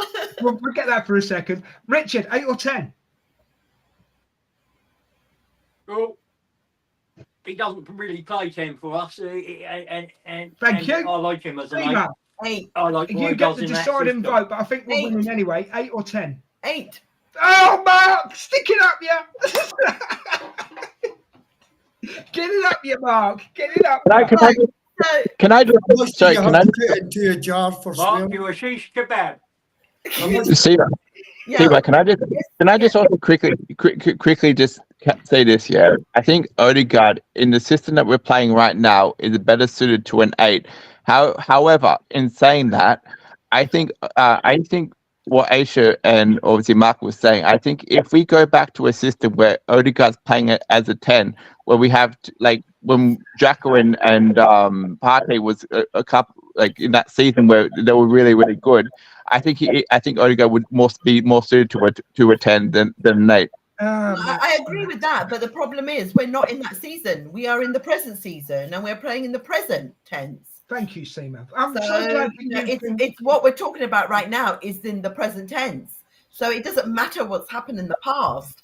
He's not in that team. He's in this team. Seema, thank you so much for keeping it right. You know what I mean? Do you know what? Can I just say, see if you guys had any idea on football, we would have over 30,000 subscribers for 30,000. Wow! It's not about the numbers, it's about the quality and the content. Listen to the oracle down the bottom. If we did this and if we did that. Can I just interrupt a minute? Right. Yeah. So just two things. One, I have a friend that works for Opta, and I asked him the question earlier about the Fulham game. He said he's pretty sure that there was 5 corners and none of them were on the side of Saka. But he will double check tomorrow at work. And I just asked my brother, could Saliba cook Mbappe? And he went, why the fuck does everyone always make a big thing about Mbappe? He's a bit overrated, if you ask me my honest opinion. There you go. Well, There you go, Brian. There you go. I'm in one mood tonight. I'm taking on I looked on Opta, and Opta states that we had 4 in the first half and 4 in the second. All right, because he just texted me 5. Oh, no, Everton game, not Everton. We were talking about the Everton game. We weren't talking about the Fulham game. No, I was talking to him about the Fulham game. I was talking about the Saka one. I heard what Aisha said about Saka and taking the corners, and I've got to agree. I do have to agree. See when you're taking corners, I think you're using part your muscle. It's all in your right leg or Saka's left leg that you're taking it, and it's right beside the hamstring. So I don't know if I think subconsciously the club can be saying not yet, just let's bed that. I bet you're doing them on the rather than just take it. So I kind of agreed with that, but also heard the point that there was no corners on that side. I bet he's doing it on the training ground, though, Mark. I bet he's taking them. Yeah, but Des, I think you can't. Des, he's never going to come out and just be 100 miles an hour. We're never going to get the same player coming back the same way. But if you take a corner, all the movement is in that hamstring. So I'll be interested to see if he is on the park. We get one on the the right hand side if he takes it. But I did agree with Aisha on that fact that for me, I think that could be maybe just be a wee bit too much strain on a hamstring. Especially when you're just coming back. I'll even give you scorers for me 2-0. Saka and Trossard. That's who I think will score for us. Okay. I'd love that to be right. Saka and Odegaard. I think it'll be Saka and Mourinho, to be honest. Okay. I think Odegaard's got one in the locker for Madrid. Okay. Something to prove, eh? So we've dealt with all the topics on it. There's one topic that I wanted to bring up because it has really pissed me off today. Get it up, Seema. Get it up. I am. Seema, is that me not flirting with you? Oh, Mark, man. Shut up. Take a breath and get it up. Get it up. Get it up. I'm not getting her juices flowing, bro. I'm not getting her juices flowing. What did I say wrong there? I just Shut up, Mark. Okay. It was Des. Basically, That wasn't me. It was Des. Sky Sports today in the morning, the Sky News, and they were all talking about Arnie Slot. Who? Arnie Slot, right. So they were talking about him, saying, oh, what a brilliant manager, what a fantastic manager. Look what he's done with Liverpool. He's come in first season, he's won the league. He's won the league already, even though there's 8 games to go and they still need, was it 11 points or 8 points left for them to actually get the title? 11, right. I think, innit? So my question is, they were on for the quad. It went. They were on for the treble. It went. Excuse me, but they were on for the double. It went. How does that give everybody, every pundit, the right to say he deserves to have the title of Manager of the Year? No, right. He doesn't at all. I agree. Wait, no, I should just wait 1 second. I'm going to give 2 minutes to every one of you, one at a time, to have your say in this. Okay, I did this in the other day, and can I go last, please? You want to go first, do you? No, last, please. You want to go last? Okay, Aisha. Just before anyone goes. My 2 minutes start now. Okay. I'm going to say something quite controversial here, and I don't know if anyone's going to agree with me. And if everyone thinks I'm on crack, I'll happily take a urine test. But I actually think even if Liverpool win the league this year, in some respects, Arteta has had a better season than Arne Slot. And I will tell you why I think that. Arteta's had to deal with a lot of injuries. He's had to deal with a lot of backlash. And for what we've gone through to still finish second, and be able to actually, as a young manager, do what he's done with no support from the board, no extra money to spend, no previous manager's team to actually win anything with. I actually think that there's a lot of credit got to be given to this manager, because Arne Slot, all he's actually done is won anything with Klopp's team and a couple that he's bought himself. But he's not the manager of the year. He doesn't deserve it. And if you're going to give that manager's award to anyone, you might as well send it in the post to Klopp and say, do you know what, have it for this season, even though you're not there. That's my time up. Wow, you did it in a minute. Bloody good. Bloody good. Stop. Okay. Who wants to go next? Let Mark go next. Mark, your 2 minutes start now. I echo every single thing that Aisha just said. He's not done anything coming in, and the only way that he wins this week, this season, is due to the injuries, red cards, yellow cards, and it's all about Arsenal. The pundits are absolutely fuming that even though that our spine has been injured this season, that we're still in major competitions at the very, very end. So they're more pissed off than other people. I'll keep it short. Max tried to stay within 2 minutes. I just echo within everything that Aisha just said. So Mark, well said, by the way, Mark. Well said. Well said. Right, thank you. Max, 2 minutes starts now. Well, I'm actually going to take 30 seconds because I'm going to keep it short and sweet, right? So I agree with everything that Mark and Aisha just said, right? And I will go even one step further, right? If Arteta wins the Champions League with this squad, considering the circumstances and the injuries, he should be more deserving of Manager of the Year, right? But as it currently stands at this present moment in time, right, I would literally give it to Nuno. Full stop. There you go. I said it. Forest, yeah. Yeah. Because considering that he came in, right, and he's taken them from what potentially last into a Champions League spot, how could you not? Okay. Are you done? Are you done, Max? Yeah, Max. I'm done. You can keep going. Wow. Okay, Brian, your turn. Yeah, I have literally nothing to add to any of that. Like, wow. You know, to Aisha's point, yeah, it's 100% Klopp's team. To Mark's points, yeah, we've gotten fucked by injuries, by bullshit red cards, by all that stuff. You know, and Max, I will 100% agree with you that, like, Nuno, yeah, if it's not Arteta, then it should be Nuno. So with my last 90 seconds, I still want to say that black pudding is disgusting. I don't know how you people eat it. And sunglasses look awesome inside. This isn't cooking in the North Bank.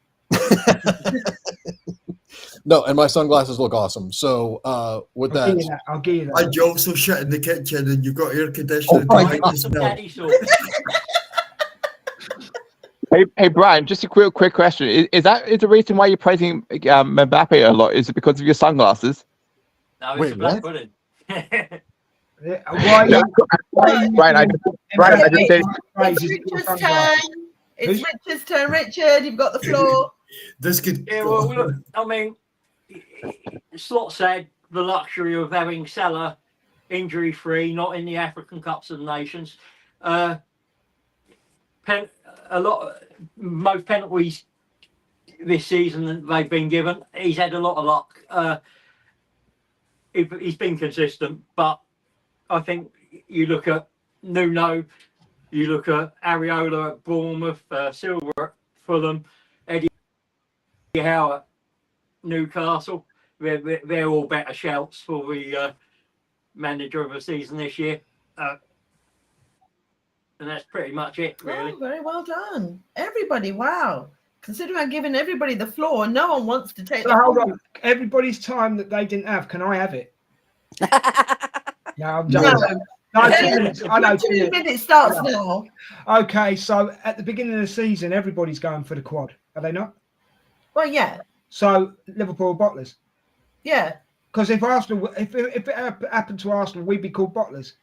Well, yeah. Yeah. So bottlers. I totally agree with Aisha. Didn't think I would, but I do. Not yeah, but she's making good points. I suppose I've got to agree with Mark. Twat. Yeah, she talks more sense than you. Do you what? She talks more sense. Coming into my 2 minutes, Max. It's my 2 minutes. Yeah. They've all made good points, but as I say, at the beginning of the season, everybody is going for the quad. So I don't give a toss. He's inherited Klopp's team. I agree with the guys. It's easy to win a championship when, let's be honest, Arsenal have had all the injuries. Man City aren't the Man City that they were. They haven't really had the pressure that Arsenal had last season, and we came second. Mm-hmm. So there you go. That's my thing on it. I'm not going to take 2 minutes because I ain't really got 2 minutes worth to say. So everybody's made good points. Yeah. And Brian looks proper sexy in his glasses.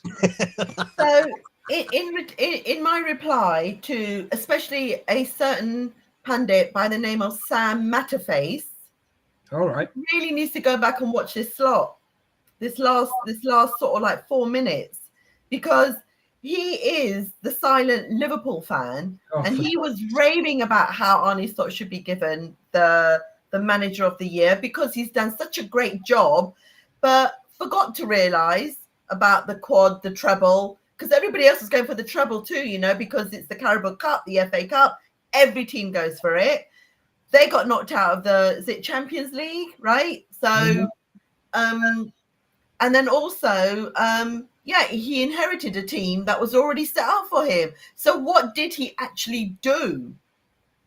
He just put the pieces in the right places, and he didn't have the injuries. He didn't have the injuries. So at the end of the day, Sam Matterface, please have a look at this and shut the fuck up. Get it up there, Seaman. Get it up. I am sick of you. I love him because he's on Talk Sport. He does a lot of the commentary, but today he pissed me off. Do you know what I love about this channel, Seaman? Just to back you up for a second, right? Yeah. I'm not going to spend too long on this, right? We just say it as it is. We spit it as it is. We give it. We try and keep it 100, right? Yeah. When these people get on this, what's this Talk Sport and all this, they change. And it's hard. It's not there. It's not as much their opinions as they would like them to be. I think you're right. Totally right, Aisha. Totally right. Yeah. Yeah. And it beats me down that the fact that they don't call Liverpool bottle jobs. But they'll call us it.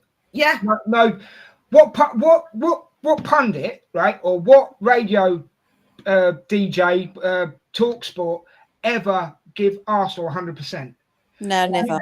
And do you know, in Talk Sport, a lot of the backroom staff, the engineers and the ones who play around with all the sounds in them, most of them are Arsenal fans, you know. Yeah.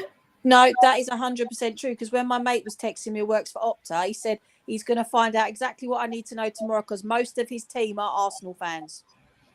So, see again, keeping it 100. Yeah. Can I just would anybody else like to say anything before we wrap it up? We've got 2 minutes. Yes. Literally just one thing that is quite cute, and I think I'll end my point on a high note. My foster sister bought the little baby an Arsenal dressing gown over the weekend, and me and my dad have got the same one. So I cannot wait to have a picture with the 3 generations in the same dressing gown. Well done. Aisha, just real quickly on that, my brother obviously has 2 kids, right? And I've been trying to basically nudge them in the Arsenal direction. So I will keep you guys informed on my progress. Yes, do it. What, Mark, what are you going to say, mate? And the Bubs are both full kit wankers. Lovely. My final say before we check out for tonight, Arsenal, you broke Gabby. Oh, for crying out loud! I don't know why we didn't know that was coming. We should have known that was coming. Richard, would you like anything? I'm good, thank you, though. Do what? I said I'm good. Oh, right. Oh, okay. That's really good. That's debatable. And Des, we're back to you, and then we can wrap it up. Thank you, Seema. You are my co-host usually, and thank you for letting me have a talk tonight because I usually only get 10 minutes. That's okay. You're welcome. So, you know what I mean? Because these lot can talk the hind legs off a horse. You know what I mean? So I think you done that tonight, bro. Yeah, well, excuse me, I've made up for all the weeks that me and Seema aren't allowed to talk. And Seema, I hope that I've spoke on your behalf as well, because as I'm genuinely, as a host, you don't get much time to say what you want to say. Thank you. Can I just say, absolutely great show by everybody. I've absolutely loved being on here. Great panel. Brian, we're having a chat in the back room. Don't you worry about that. Seema, great host. Thank you very much. Mark, nah. Matt, Matt, you didn't empty your brain, which was good. And Richard, you're my watch along wife, so it's always a pleasure to be on here with you. And Aisha, I'm glad you've actually come on a podcast, because we've been asking you for ages. I've actually been able to make some time and actually stick to it, and actually, and to be honest, it's nice to be back, because I have really missed it. Just been If you don't mind me saying, I feel quite privileged. Thank you very much, and I'm glad to have you all as my family. Thank you very much. It's been a great show. I'd like to thank you all as well for being very nice to me. I want to thank everybody in the chat on any social network that they're watching. There's only me in the chat. No, there's not. Emerson was there as well. He was there, not you, Mark. Thank you, everyone watching on the social media platforms. It was a pleasure. And thank you, guys. And have a great evening. And come on, you Gunners. We've got this Champions League. Get up. Get it up, yeah.